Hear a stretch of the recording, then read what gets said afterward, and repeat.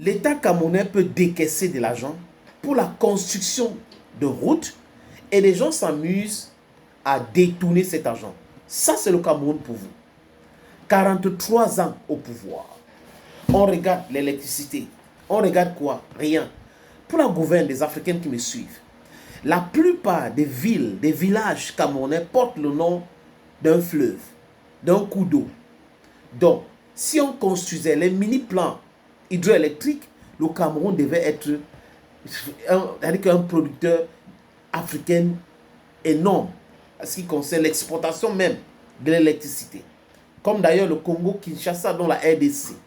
Mais c'est un scandale de trouver des gens qui passent le temps à faire des pauses parler de décoloniser les mentalités alors qu'eux, ils n'arrivent pas à décoloniser leur propre mentalité.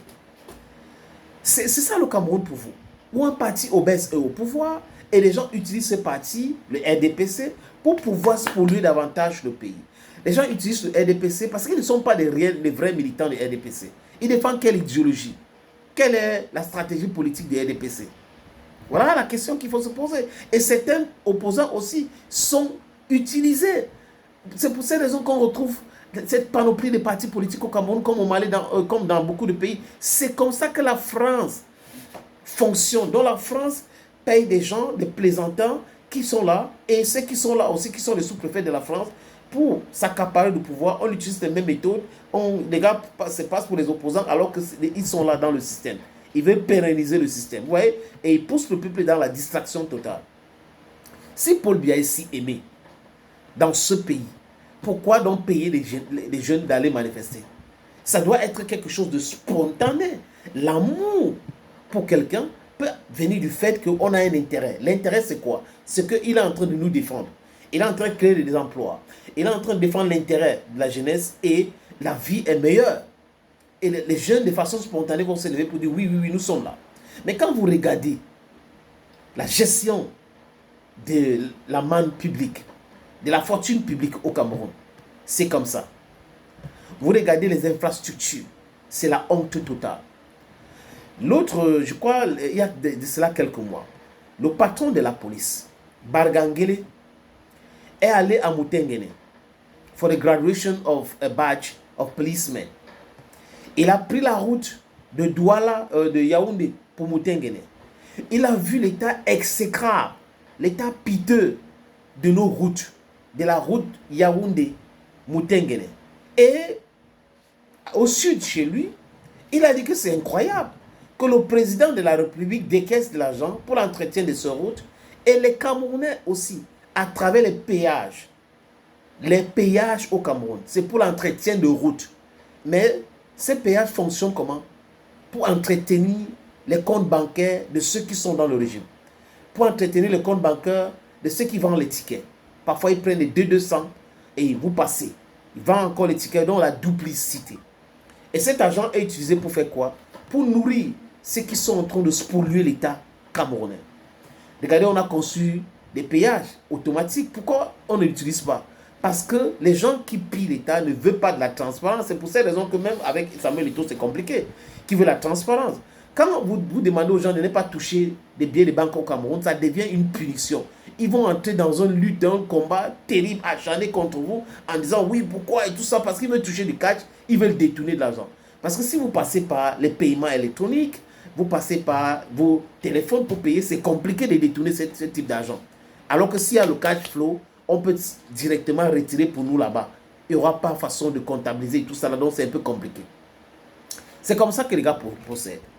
Donc, un pays qui est dirigé depuis 43 ans par un homme qui a toujours été dans le gouvernement. Parce que quand il quitte la France pour le Cameroun, il a été conseillé aux Français par Aïdjo, par les Français, c'est un homme bien et tout, il faut travailler avec lui. Secrétaire général de la présidence de la République, secrétaire général, ministre d'État de la présidence de la République. Après, il est passé quoi? Premier ministre. Des premiers ministres, il est passé chef de l'État. Donc, M. Paul Biya ne peut pas dire qu'il ne connaît pas les réalités du Cameroun. Il connaît les réalités du Cameroun. Tout ce qui se passe là, il doit savoir. Parce qu'il travaille avec les mêmes gens depuis très longtemps. Des gens sont fatigués, mais ils sont dans le gouvernement. Regardez le Sénat, regardez l'Assemblée nationale du Cameroun. Ce n'est pas possible. Il y a des ministres dans ce pays qui ne savent pas allumer l'ordinateur. Ils ne savent pas, le temps a changé, le monde évolue, mais il n'évolue pas avec le temps. Cette fois-ci, ce n'est pas Bargangeli qui est allé à Moutengene chez moi. Les amis, faisons une expérience. Partez de Douala pour, par exemple, Mouyouka, par exemple. Je prends seulement cet exemple. Vous allez voir, entre Moutengene et Mounia, c'est la catastrophe. C'est une honte pour le Cameroun. Et dans cette zone-là, c'est là où le gravier sort pour fabriquer le conta, le goudron. C'est là où le gravier sort pour fabriquer le ciment, dans la matière première. Mais les routes là-bas sont dans un état où vous ne pouvez pas imaginer. Ça fait honte. Paul Atangandji, qui est un ministre, vous connaissez le mal que je pense de Paul Atangandji, lui aussi, il est dépassé par les événements. Paul Atangandji était au nord et il a fait la route Ngaoundéré-Garoua. Les amis, est-ce que vous savez qu'en 2023, le chef de l'État du Cameroun, Paul Barthélémy Biya-Bivondon, a demandé le décaissement dans le compte de l'État de près de 300 milliards pour construire la route Ngaoundéré-Garoua. Et à l'heure où je vous parle, rien n'a été fait. Absolument rien. La route est là comme ça. Et on est prompt à dire la Côte d'Ivoire et tout ça là. Ouais, des pseudo-activistes, des pseudo-patriotes et tout ça camerounais qui n'arrivent pas à parler de ce qui se passe dans ce pays, qui encouragent ce qui se passe dans ce pays parce qu'ils sont dans leur zone de confort, ils sont dans le détournement. C'est ça qui les intéresse. Vous comprenez un peu, les amis? Atangandji a menacé de donner l'information au chef de l'État que la route Ngaoundéré-Garoua n'a pas été réalisée. Et là, les documents commencent à fuiter, les amis. J'ai un document ici. Regardez très bien. Ça commence à fuiter. Cette correspondance qui parlait de décaissement de cet argent-là, ça a été signé le 31 août 2023. Nous sommes en 2023. Et aujourd'hui, 2025. Donc bientôt 2 ans.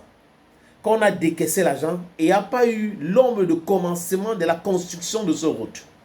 Le document a été signé par le ministre d'État, secrétaire général de la présidence de la République, Ferdinand Ngongo, le 31. C'est bien là. Le 31. Vous voyez ça? C'est un peu jaune. Voilà. Rose. On a trouvé ça. Objet. Projet de réhabilitation de route Ngaoundéré-Garoua. Réhabilitation de route Ngaoundéré-Garoua.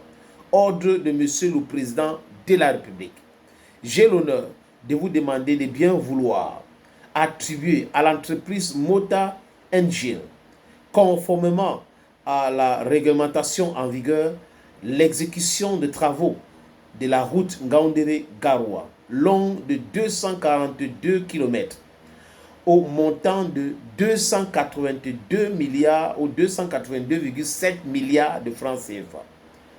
Tout taxe compris, donc TTC. Contractualiser une mission de contrôle en procédure d'urgence. Vous voudrez bien rendre compte de l'exécution de diligence relative pour la très haute information du chef de l'État.